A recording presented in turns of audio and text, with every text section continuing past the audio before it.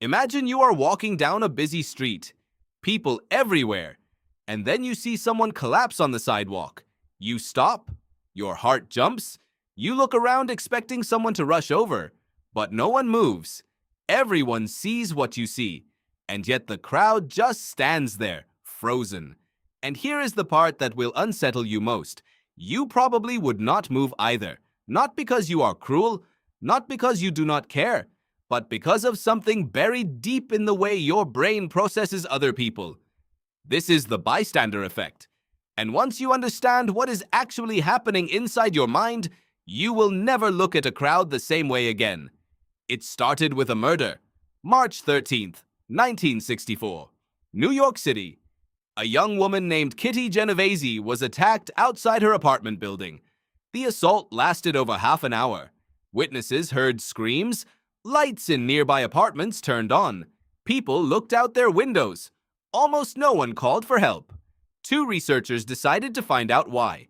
John Darley and Bystander were social psychologists at Columbia University. They believed the crowd itself was the problem. So in 1968, they designed one of the most important experiments in psychology. They brought participants into a room one at a time. Through an intercom, another voice began having what sounded like a seizure, gasping, struggling, calling for help. When participants believed they were the only one listening, 85% left immediately to get help. But when they believed 4 other people were also listening, only 31% helped. And they waited much longer. The emergency was identical. The only thing that changed was how many people were present. More witnesses, less help. Darley and Latani called it diffusion of responsibility. When you are alone, the responsibility lands entirely on you. Your brain feels the weight of it, you act. But when you are surrounded by others, that responsibility spreads out. Your brain makes a quiet calculation. Other people are here. Surely one of them will do something. And everyone reaches the same conclusion at the same time. Someone else will handle it. No one handles it. There is a second force at work inside a crowd. They called it pluralistic ignorance.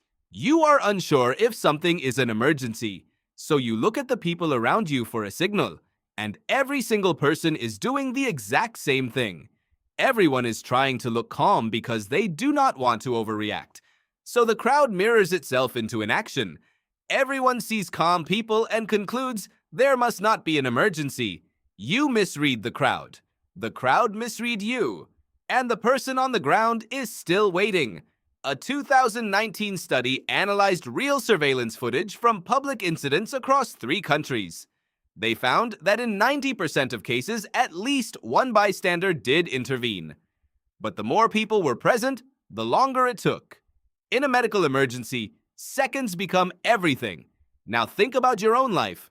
The last time you were in a meeting and someone said something wrong, but no one corrected it. The last time you saw someone treated unfairly and looked around first before reacting. The last time you stayed quiet in a room full of people who were also staying quiet. That was the bystander effect. Not in a dramatic emergency. On an ordinary Tuesday, Darley and Latane found one thing that cuts through the effect almost completely: specificity. When someone makes direct eye contact with one specific person and says, "You, in the blue jacket, call an ambulance now," that person almost always acts. The diffusion collapses. The responsibility is no longer spread across the crowd. It belongs to one person, and one person, feeling the full weight of it, responds. This is the antidote. Not heroism, not special courage. Just making the invisible responsibility visible and placing it on one specific set of shoulders.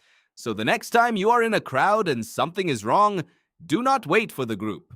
Pick one person. Look directly at them. Give them a specific task. Because the moment you name someone, they are no longer part of the crowd. They are the person. And people, when they know they are the person, almost always show up. You walk down that busy street. You saw someone collapse. You looked around. Everyone was watching. No one was moving. Now you know why. And now you know what to do instead.